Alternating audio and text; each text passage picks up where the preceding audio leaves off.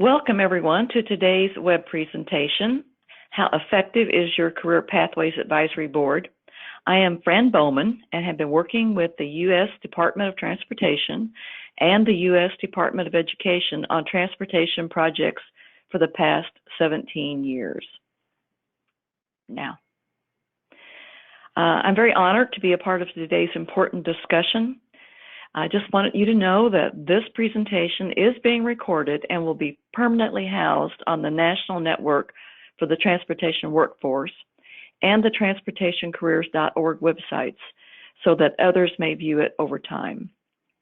We hope that you will feel free to provide questions and comments in the chat box, which we will address at the end of the presentation. Next. I'd like to give you just a brief overview of the National Network for Transportation Workforce. In 2014, the United States Department of Transportation, within the Federal Highways Administration, established 5 regional transportation workforce centers to facilitate partnerships, reduce duplication of effort, and provide a way for those seeking information to more easily access resources. Next. This slide shows the 5 national network centers and provides contact information for each. While each center may have a slightly different focus, all provide important information for education, government, and private sector representatives. You should feel free to visit their websites or email the contact person in your region directly for more information. Okay. The Northeast Center, directed by Dr. Glenn McRae in Vermont, has been very proactive in working to provide resources, especially for educators.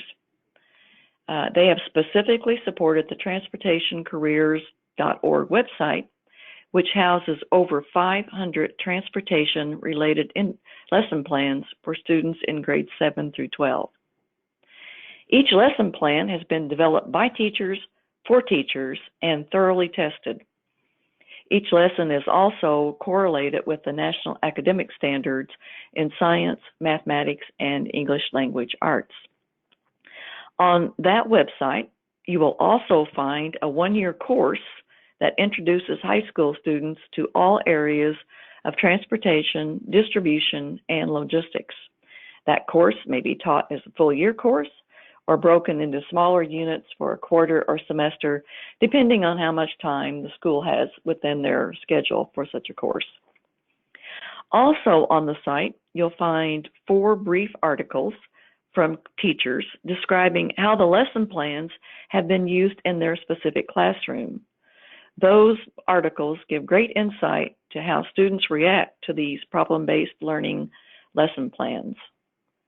Next. Today, we're going to talk about a very important component of any program, the advisory board.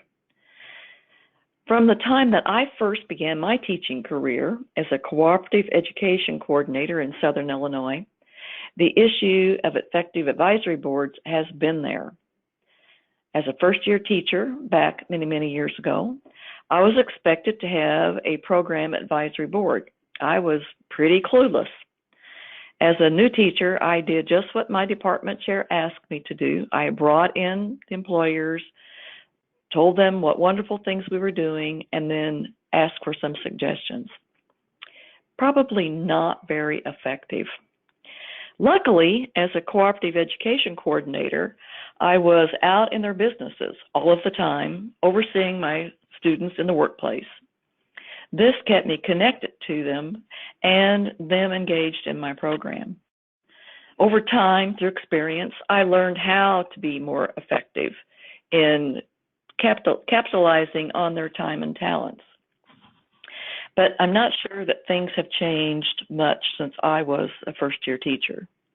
Really, from talking to a huge number of teachers and administrators over the years, I have found there are still many educators out there who are just as lost as I was in knowing how to effectively create, engage, and sustain an advisory board. Today, we're going to tackle that issue. Dr. Alicia Harris and Dr. Sally K. James are going to share their expertise with us and provide much insight on how to successfully break the mold and to create and sustain highly effective advisory boards. Please join me in welcoming our presenters. I would like to introduce Dr. Alicia Harris, Vice Chancellor of Strategic Initiatives at San Jacinto College, and also Dr. Sally K. James, the Associate Vice Chancellor of Continuing and Professional Development at San Jacinto. I know you will enjoy learning from their experiences. Thank you. Thank you very much, and welcome, everyone. So, well, Alicia will be speaking on this one, and just so you get to know which voices will be here for you to hear. So, Alicia? Hi. So I am Alicia, and what we're going to talk with you about is why the Career Pathways Advisory Boards are so essential to healthy programs and successful placements for your graduates. We'll talk about the essential elements of an effective advisory board, how we measure the effectiveness of those boards, and we'll share with you some of our experiences. And as was mentioned earlier, if you have any questions along the way, please feel free to type them in the chat room, and then we will respond to them later. Next slide.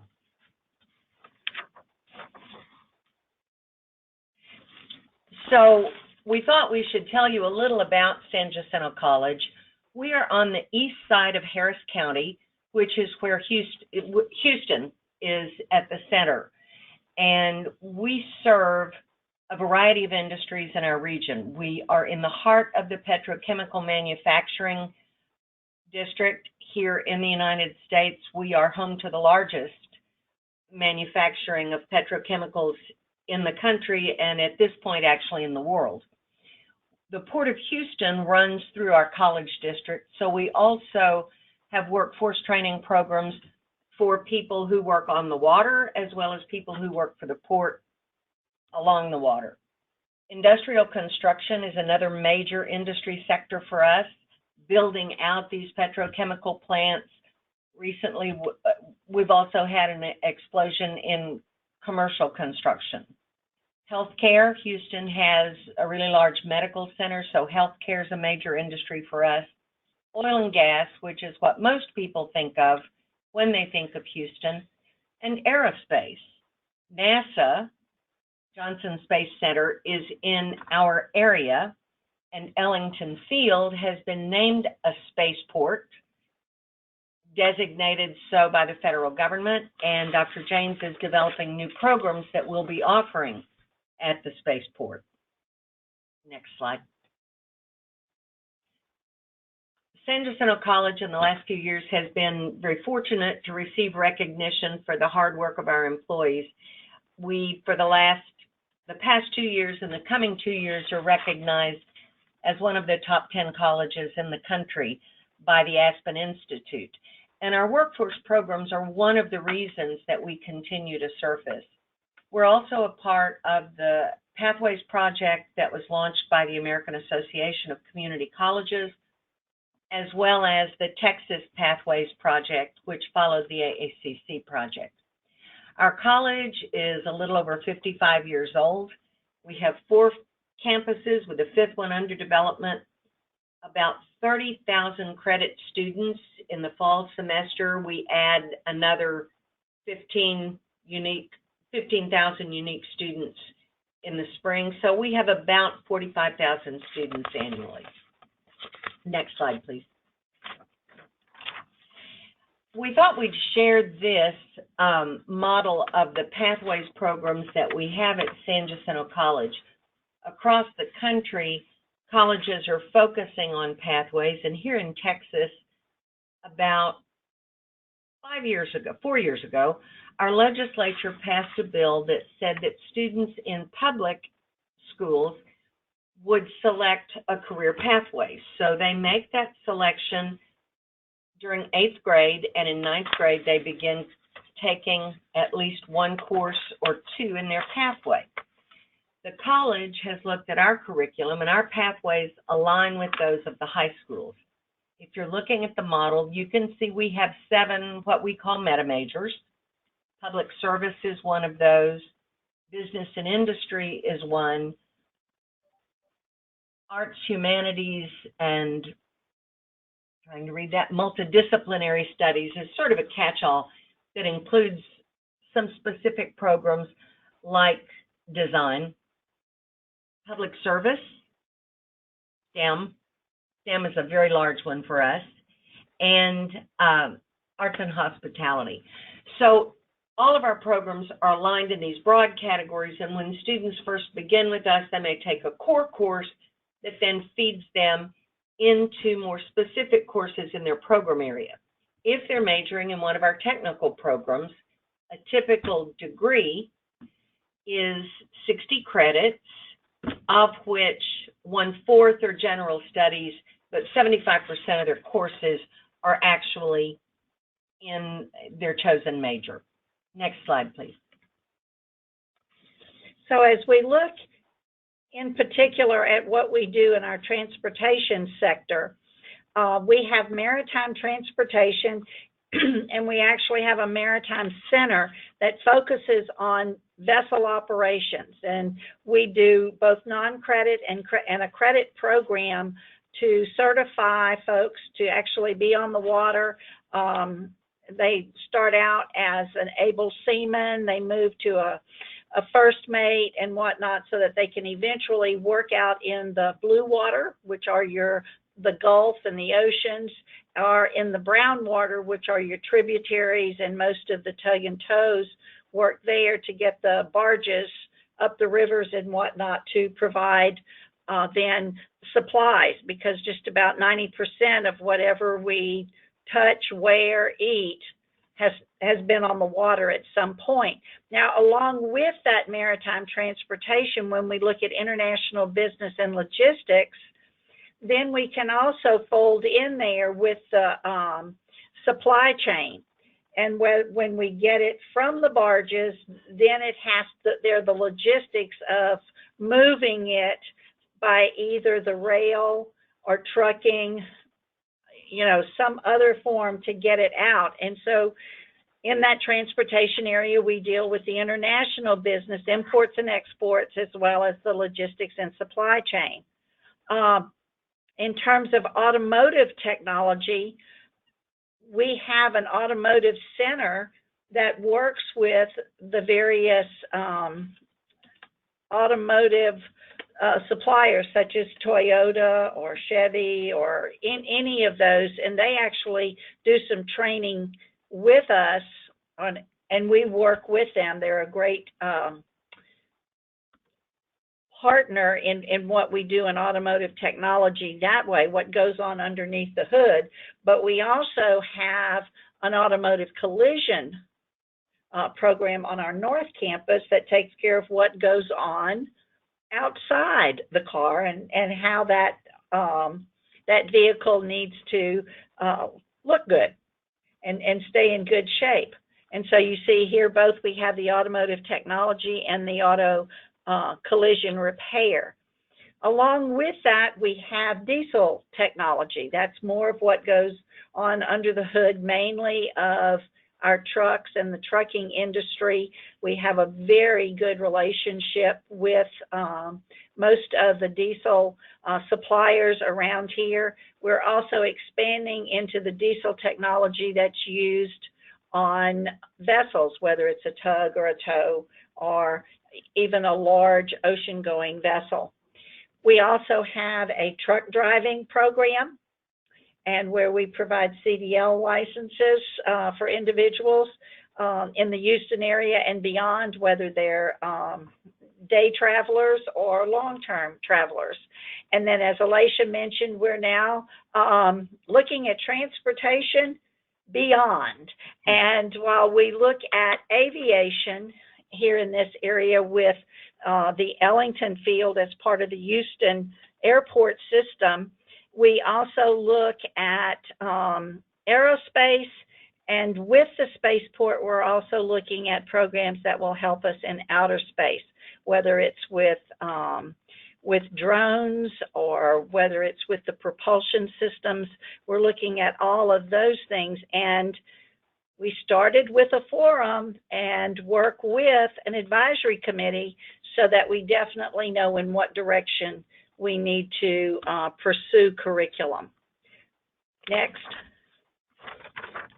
With those initial slides, we wanted to give you a sense of who we are, so you'd have some context for our explanation of how we work with our advisory committees. And Sally Kay, I think you're going to talk with them about the broad overview. Exactly, because we first of all see and do projections looking at things from a regional level. And I'm going to use, because it's most recent, I'm going to use the aerospace as an example. We brought together government, which was the airport system out of the city of Houston. We brought together economic development, which was our Bay Area Economic Partnership Group. And we researched from a regional perspective, what did Houston need to address the needs of the present aviation, because we have NASA here and going with commercialization. We wanted to see what we needed to do to attract companies to this area. So we started at a regional level. Then in terms of the college leadership, our chancellor met with some of the industry as well, and we started looking at it, I'll say, closer to home. And so we developed from the regional level, looking out with an exploratory committee. Then we started with a forum, and the chancellor helped bring that forum together along with the director of the Houston Airport System. And so we look at it as at the college leadership level, and now we're getting down into the weeds with the program level. We did exactly the same thing in petrochem. We had a very large, as Alicia mentioned, we're the largest petrochem area in the United States. So the regional level was, I mean, we have 9 colleges involved to look at that because we're all affected by the petrochem. And so from that regional level, we look at it now from she has a bi-monthly college leadership meeting that she has, and there's a picture, I think, later on that shows it, part of that, but she lets the industry know that she is involved and wants to hear as she says, the good, the bad, and the ugly. She wants to know it from beginning to end. With that group, they have actually advised us into different program level committees, and the buy-in is from the industry itself, and they make sure that we have the appropriate folks involved. So when we look at the regional level, next slide. Another way that we look at it from the regional level is from our workforce boards. And the one in this area is called the Houston-Galveston Workforce Board. It's part of our Texas Workforce Commission, and I actually serve on that board. And we have bi-monthly meetings, and in all of those meetings, we get the labor market data that shows what the high demand areas are for our region, which helps guide us to looking at what curriculum we should be presenting for our companies, employees, and industry. And Alicia actually serves on the Greater Houston Partnership, so I'm going to let her take over from here. The Greater Houston Partnership is the equivalent of a Chamber of Commerce for the Greater Houston area, which includes the city of Houston and the metropolitan statistical area that surrounds it. Actually, it's about 13 counties, and I think it's a larger area than probably 8 of the smallest states in the United States. It's a pretty heavily populated area, but geographically it's broad, and so we do serve a lot of different industries. The Greater Houston Partnership does an excellent job of working with the Texas Workforce Commission and the HGAC, which is the Houston Galveston Workforce Board, to project what kinds of jobs will be in demand, where the needs will be in the coming 5 years or 10 years, and where skills are changing and jobs that may become obsolete. About 6 years ago, the Greater Houston Partnership formed a subcommittee to look specifically at middle skill jobs in the Houston workforce. Middle skill jobs are those jobs which require more than a high school education, but less than a bachelor's degree. And so this included a lot of the technical jobs, manufacturing jobs, healthcare jobs, and IT jobs. Vast information. What the Greater Houston Partnership is able to do is pull some of the leaders of the larger corporations and industries across the Houston area. So you have the leaders of a company like ExxonMobil or Harris Methodist Hospital, and they're talking about what's going on, what are their hiring challenges, what's happening in their arena. Out of Upskill Houston, which was designed to look at the gap in middle skills because we have more jobs than we have people in the pipeline to take those jobs, they decided the best way to study workforce in our area was to divide occupational groups into sector committees. And they've been doing research and building regional groups to look at demand and supply of workforce here in the Houston area. Next slide.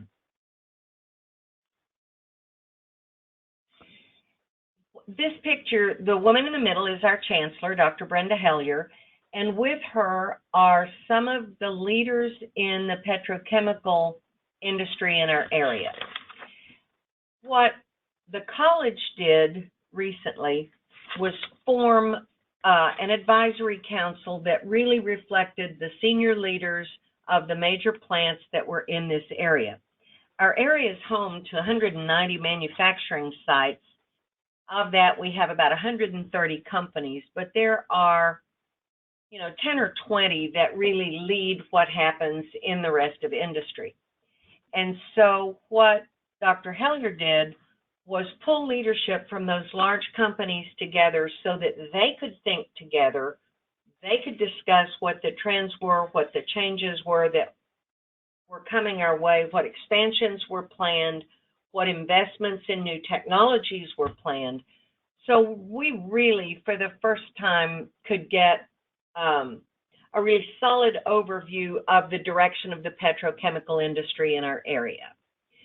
We have we've done that with maritime, we're doing that now with aerospace, and so we're finding this sector approach is particularly effective. One thing I want to tell you about this sort of advisory committee or council is that leadership is key. Our chancellor is able to draw people to the table, to draw industry leaders to the table in a way that probably no one else in the college could, and many people in our region couldn't. She's very well regarded, and they will come to the meeting with her. And then what happens for them in these sector meetings is they interact with one another.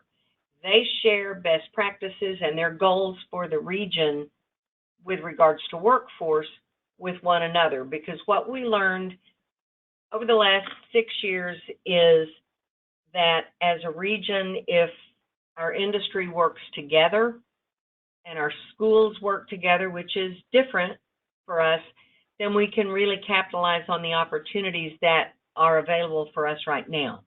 If we don't work together, we're going to lose a lot of economic development that can come to this region.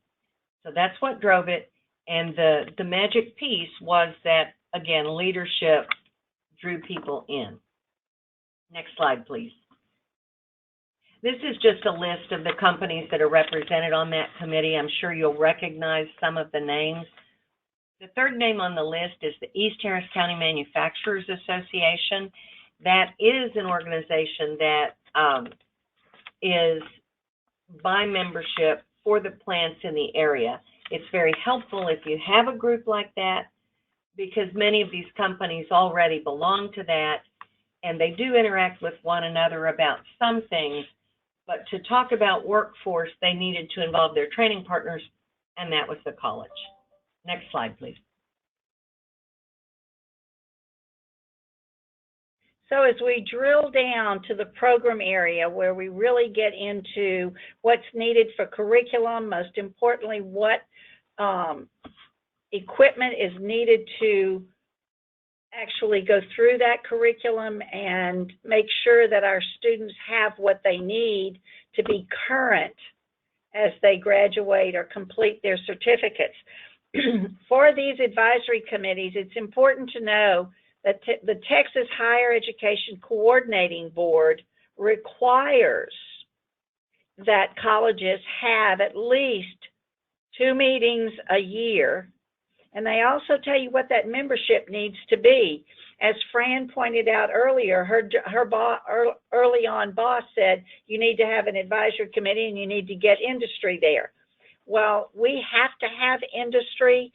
We also include our public schools so that we truly have a good pathway and everybody is hearing what needs to happen. As you can see here, we have to have at least 5 members from business and industry for a quorum. Most of the time, we have at least 10 industry partners that are on our list. We have more than that, many come, but we make sure that we have at least 5 there, and a lot depends on the industry itself or the particular program.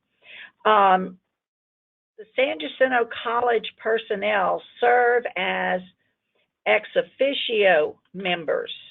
That means that we're there to listen to industry. If our program directors or our lead teachers need to give a report that shares what our numbers are, what our retention rates are, that's fine. But it's also, as you can see here, it's led by an industry member. And if we have to change curriculum, then it's presented to the advisory committee, and they discuss the curriculum. In years past, we used to tell them what curriculum needed to be changed and how we were going to do it. That doesn't fly anymore. And in fact, over the years, we actually have a somewhat of a seating protocol where our advisory committee members sit in either a U or a square or a circle, whatever. And that is what you see in the picture here. This is our maritime advisory board. Right. So you can see how they're in a rectangular shape. The program department chair may be seated at the table, but anybody else, and we encourage other SanJack employees to be there because faculty need to hear what industry is saying. Our counselors need to hear. We typically try to have both credit and non-credit programs in the room together so they can work with incumbent training as well as new employee or new prospective employees are with our students. But those sit on the periphery because what we found over the years is that if they sit in that U shape or that square or rectangle, it's very easy to participate in the conversation. But if you're outside of that group and industry is really talking among themselves, then that is more or less, just a hindrance to a SanJack staff member participating. And so it really ensures that it truly is an advisory committee that we are listening to. And as I said, it's led by an industry member, so they can talk the talk. Now, when we do it, the program chair or the department chair, the lead teacher, depending upon what program it is, does meet with that advisory committee member or the leader of the advisory committee so that they can set the agenda. And so if there are curriculum changes that need to be made that are required, then they know up front how to lead the discussion and what to ask, and so that we can get the most beneficial input. What we also get from that, if we move to the next slide, or Alicia, do you want Let's stay with this one just a second. Okay. I wanted to say one of the things we said we'd talk about was how to engage critical employers. And I mentioned leadership needs to bring them in, and that's very true. But once they're in, it's the quality of conversation among themselves that is stimulating for them. They grow and benefit from being in a setting where they are pulled together with their colleagues. And they do the real work of the college. This group advises on curriculum, as Sally Kay has been discussing, but they also recommend equipment. They advise us if we're considering a purchase. They'll say, yes, buy this, no, don't buy that. Sometimes they'll say, hey, we'll help you with that. When we have been designing new facilities, they have really stepped in. This group that you see, representatives from this group, 8 years back, helped us design this building that is our Maritime Center and select the technology that is in that building. And when we expanded to add a new program, or when we decided to locate another program there, we would put the idea to them, not, as Sally Kay said, not as we used to do, wanting a blanket approval, but really asking their guidance. What do you think? Do you think this will work? And their guidance has been valuable to us. In this facility, we took a risk by building a new building. There was no maritime program when we built it. Dr. James wrote the curriculum for that and took it through the co-board. But our industry partners believed in it. They helped design it. They were invested in the success of that program and that facility. And that has made a huge difference over time. We are in the process of completing a new Center for Petrochemical Energy and Technology, and that group of company names that you saw came in. We'd done preliminary designs of the building, but we said we're designing employees for industry. So we asked industry to come in and look at the labs, and what they told us was the labs we had designed were not adequate. They sent their employees, their subject matter experts. They rolled up their sleeves, and we have a building that is larger than originally intended. It is a building that will serve this region probably for the next 50 years, and we were only able to design it because of their advice. They were energized by doing the real work of the college, and many of them have stepped up as donors of equipment or donors of funds, because when they started designing labs, we started exceeding the original budget. They helped us with that, and with our builders and with vendors. So, you know, a piece of identifying and of retaining members is giving them the real work to do and listening and following their lead. Next slide, please.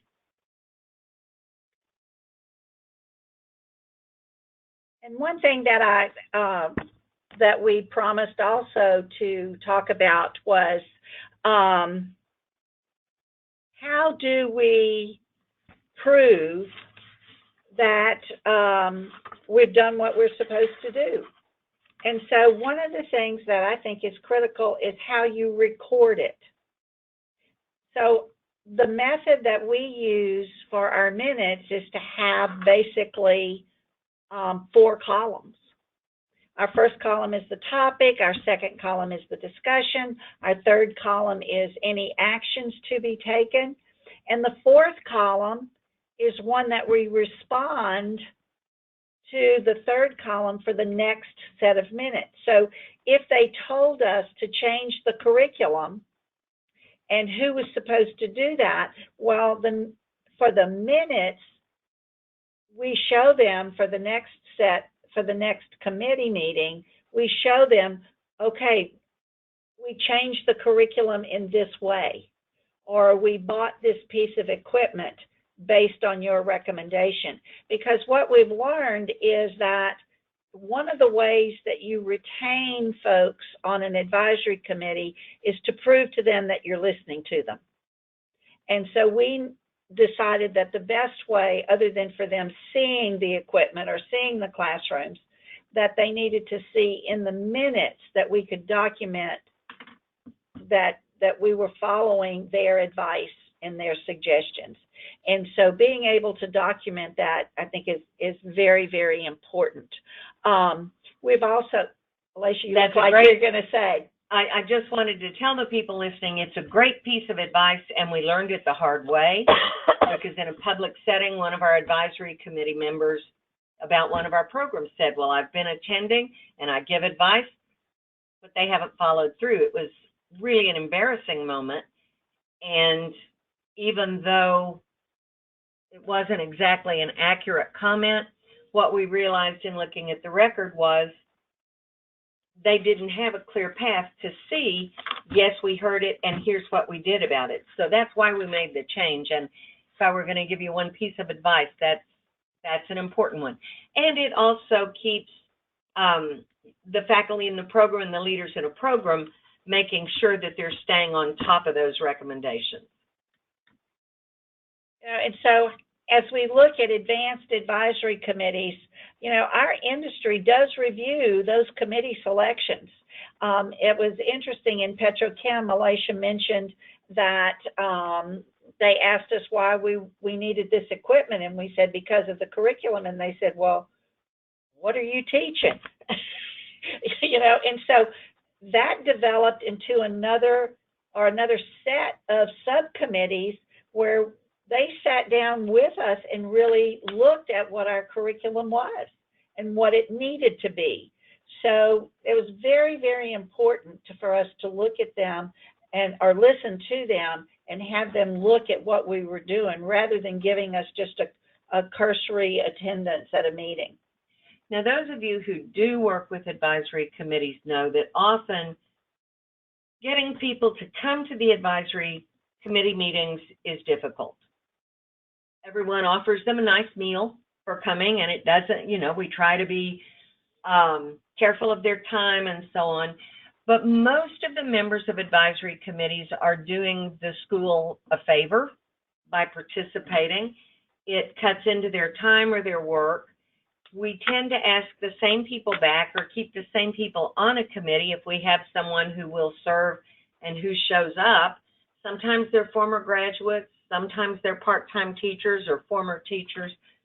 What we've learned recently as we had some of our senior leaders review those lists was that we didn't have necessarily the best people on our committees to give us the advice we needed.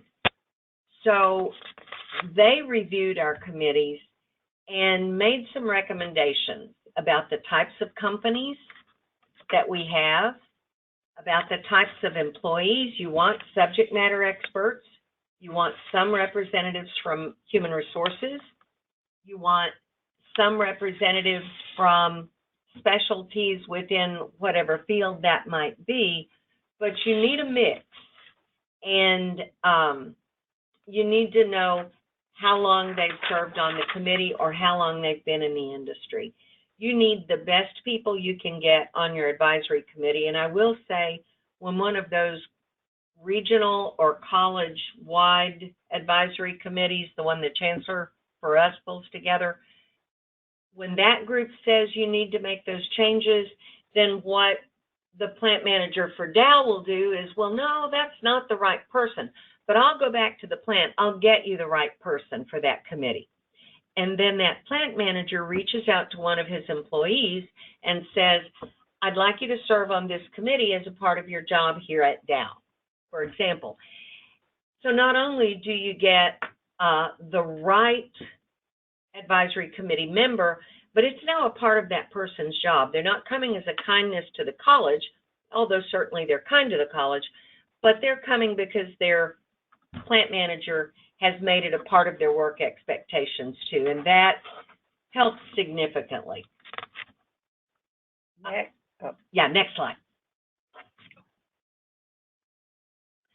So I think we've mentioned some of the things that have worked. What I will say is that right now, in many parts of the country, industry needs a workforce.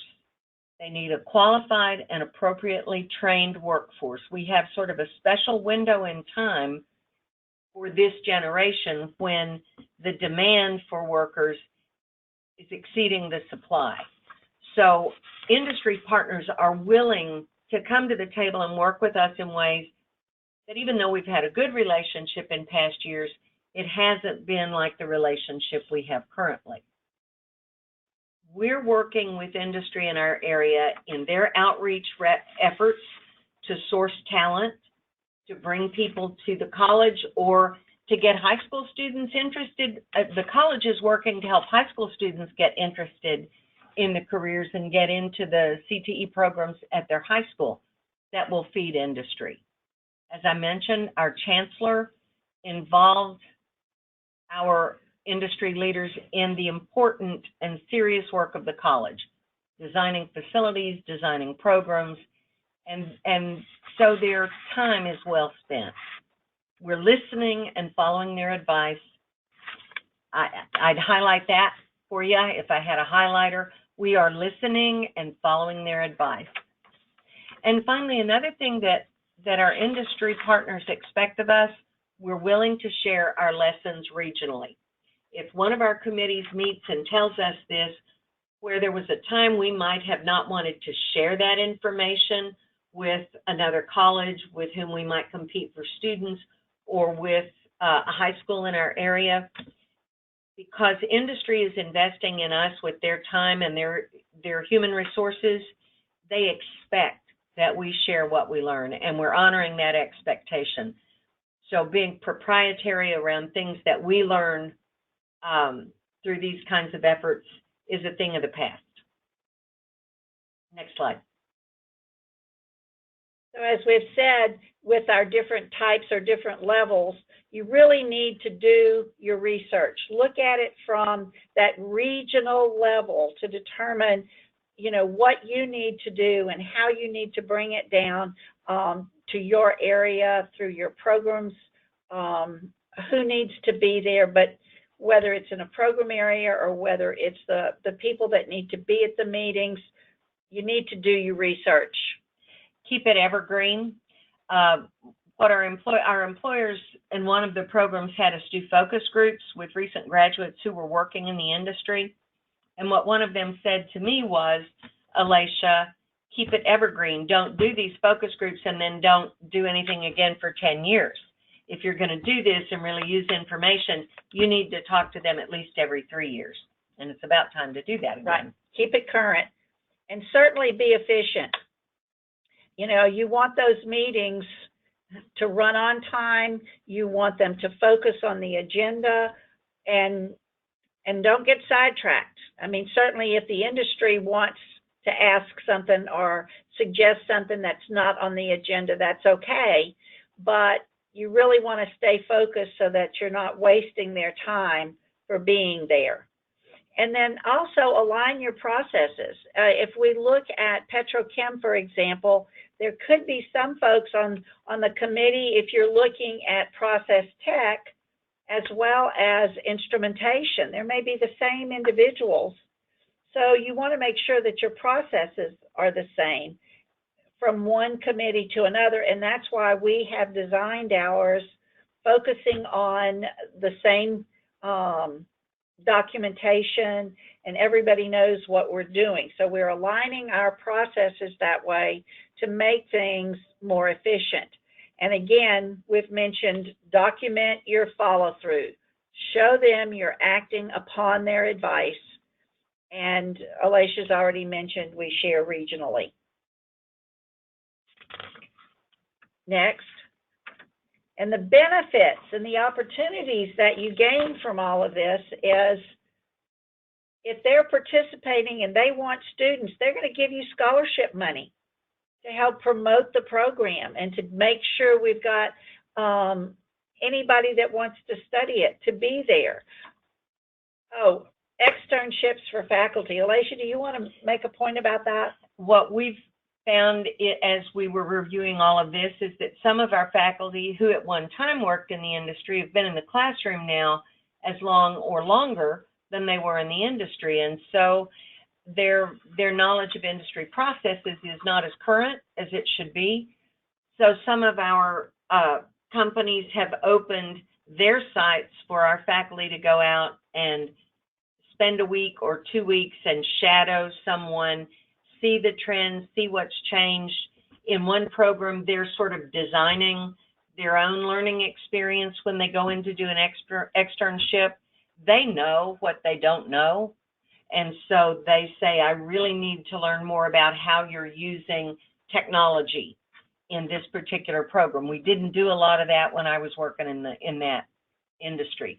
Maritime is another great example. Ships now have so much technology that if someone hasn't really worked at sea in a while, there are things they need to learn. So the externships were really valuable, and obviously internships and cooperatives for students so they can have some on-the-job training and experience the workplace culture as it really is. Sally Kay, speak to apprenticeships. Oh, apprenticeships are just, to me, just the best model. I was in a meeting with some industry, and we were talking about curriculum, and one of the gentlemen said they need to be doing it while they're learning it. And I said, that's an apprenticeship. Well, I'm not registering it. And I said, that's okay. I'm not talking, but an apprenticeship is different from an internship. An internship you do at the end of a learning period, whether it's at the end of the year, the end of the semester. Apprenticeships go, you learn in the classroom, and then you go do what we call OJT, or on-the-job training, at the same time. It's not a lab. It's actually working and doing the job. And so those run on, they're a shared basis. What we call it is, and you've probably heard this, earn as you learn. And they definitely build up. What we've seen is a loyalty and a learning of the culture between that apprentice and the company for which they are working. And it's just a beautiful model. Finally, there's a real opportunity to partner and form real partnerships with community groups that access adults who need to upskill and train, in schools, to help get the word out. We are at a very special time in our history where there's a real need for trained, skilled workers. And families don't know that. Many teachers and counselors don't know that. So partnering with employers to get the word out about opportunities that can change the trajectory of families is pretty special. And you can apply for grants together. Last slide. I think it's the last slide. I think so too, yeah. So over time, dual credit and basic certifications, then someone might go to work, then come and get some college training, go back to work, complete college, work, upskill. What we know is the worker of today doesn't go to school, get credentials, and that's the last that they have to do with training. It's an ongoing process if they want to stay employed. And that is it. And that really is the advisory committees. It's all about, it's about people, it's about structure, it's about relationships. The people you bring into your committees are committed to the industry in which they work. And when we can take the opportunity to learn from them and accept their advice, everyone wins. Questions? We do have a couple of questions that have come in on the chat line, and I'll just put it out there for both of you to respond. One person says they're looking for strategies to engage their local industry to help them develop programs, and especially in automotive. They have a large automotive presence in their area, but they want to know what's the best way to engage these people to get so they can start programs in conjunction with those automotive industries?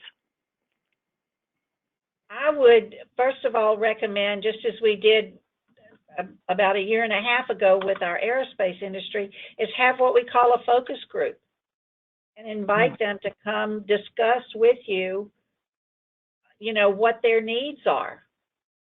And you can go to them one-on-one and then invite them as a group. If one thing that doesn't hurt either is to look at different grant opportunities. In Texas, we have access to what we call skills development funds. And so we've invited some that have actually started different focus groups because they were interested in getting free training. And so if you can find a hook to get them to the table for discussion, that always helps. But I would start with a focus group to help determine their needs and then work it into an advisory committee. As you're pulling together the focus group too, if you haven't, by all means, do your research. As we said before, work with the Economic Development Corporation in that area. They'll have data that will be helpful to you. If you have a workforce board in that region, they'll have data and employment statistics that will be helpful to you. The Chamber of Commerce will even have information that's helpful to you on that specific project. So do some research before you do the focus group. And if your superintendent or college president or chancellor, if you have a significant leader that is interested in seeing you grow this, get them to help you invite top people to come to that meeting. Okay, thank you. And we have another question. It says, do you see a role for public sector employees to engage with advisory committees? Oh, absolutely. I think really advisory committees are underutilized. We now use them with our transfer programs. We use them internally if we've done an event. An advisory committee is a group of people who are stakeholders in whatever your outcome or your product is. In our instance, a product is someone who has been trained, and they can tell you what's going on and what's needed. They can tell you what you're doing well, what you're not doing well, where the gaps are in the training that you're providing people, and they can help you think of how to make it better. And when they're really invested, then they tend to step up and help you make it better. As an example, if you're thinking about a diesel program, go to the municipal motor pool folks and see what their needs are. Do they need employees? Well, they do. They're going to come help you. And most of the time what happens with the advisory committees, it's because they need employees. They need well-trained employees. So they're going to help you out in recruiting students, in helping you with the curriculum to make the students' outcomes, and graduation rates better. And then on the other end, it's always about employment. And I think when you meet with employers, one of the things that we hear in Texas, and I think it's true across the country, is that for the past decade or so, we've been so focused on telling everyone they need a bachelor's degree. We've said it doesn't matter in what, you just have to get one. That what we've done is left really big gaps in the workforce. And even in our 4-year bachelor's programs, we haven't helped students see that the skills they're learning, that the assignments they're doing help them acquire capabilities that they then should apply and use in other workplace settings. So, we've kind of gone the wrong way. We all work too hard not to want to see good results from our work. And advisory committees just really position us to do our work better. Mm-hmm. Now, another question that we've received says, how do we get beyond the attitude from the company or individual on the committee saying, like, feel like they are doing you a favor by participating on the committee instead of, this is critical for the health of my company and region? Again, it kind of depends on the sector and whether or not there really is a pretty critical demand for workers. If the demand for workers is pretty significant, you need to get some allies and advocates. The Economic Development Corporation, we mentioned that, but they're a really good partner. What we have seen over the last few years, when companies or businesses are deciding where to locate, they've already, when they do a site visit to decide where to locate, generally the determining factor for them is whether or not you have a capable workforce. And the Economic Development Corporations know this. If, as an educator, you don't know how to structure your arguments so that, or structure your request, your petition in such a way that the employer hears it, get your economic development person to coach you or help you or go with you on some of those calls. Get someone from the chamber to help you reshape your message. Often we go into those kinds of situations and invitations thinking like an educator, and we always talk about how, you know, it helps the student or it helps the school. And we, in terms of creating a persuasive message, that's why we need them, but why they need us is to help them build that workforce.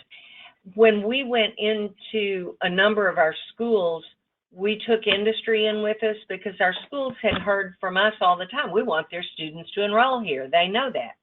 So they didn't listen. But when industry came in and said, we need you to enroll in these programs because we have well-paying jobs and we need to hire people, the schools listen to us differently, families listen to us differently. So sometimes it's how you structure the invitation, how you communicate with them, and I would say get someone from the industry to think it through with you and coach you on the message. I agree. I mean, we have two economic development partners in our area, and you need to work with them, get on their committees. In fact, this afternoon, I'm going to one of their workforce meetings to meet new clients and see what we need to do to bring them into the area.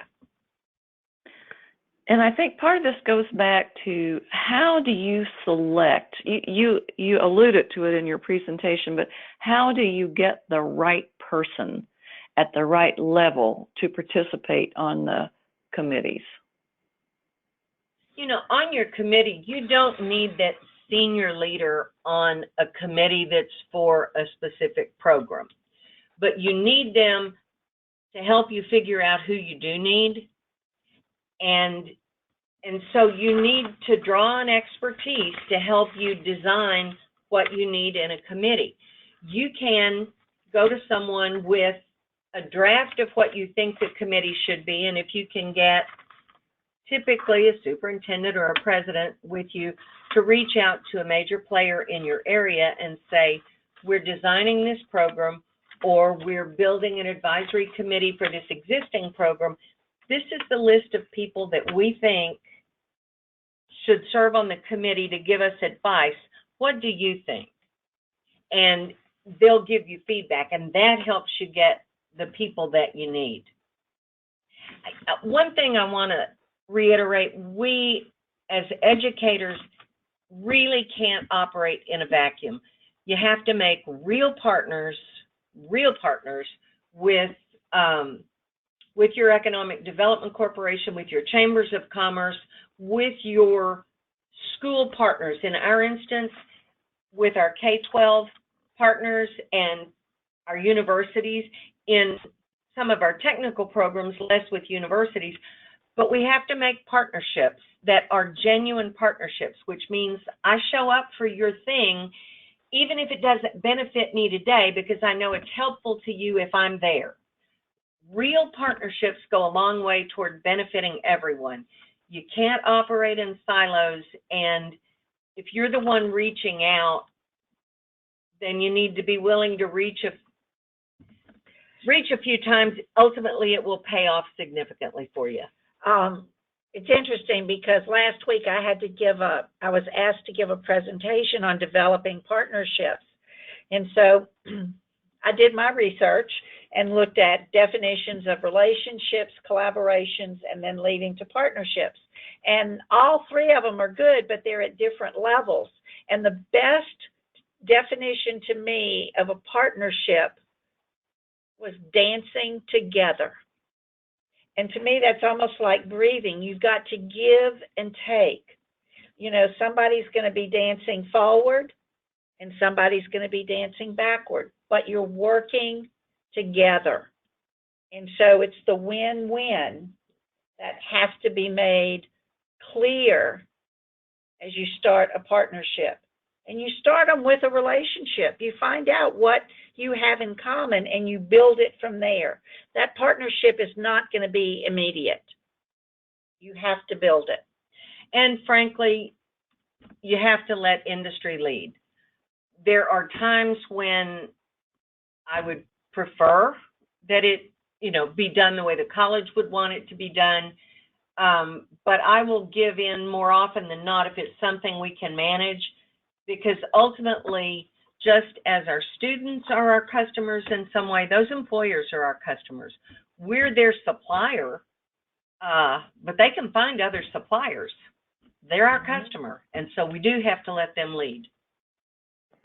They know who they need to hire, what they need to hire. It's our job to provide it. Exactly. Well, this has been a rich and rewarding presentation and excellent questions from our audience. So I thank you all for your discussion today. And for me, the best part is this is all recorded. It's going to be on our websites, many websites for the future, and that many other people will be able to benefit from the discussion that we've had today. So I think that's all the questions that have been asked.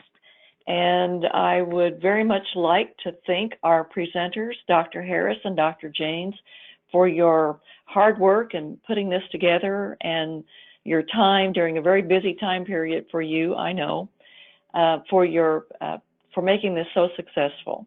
And with that, we will end this web conference today. Please tell your friends and family to look on the website if they would like to have a chance to hear what was discussed. And thank you very much. Thank you.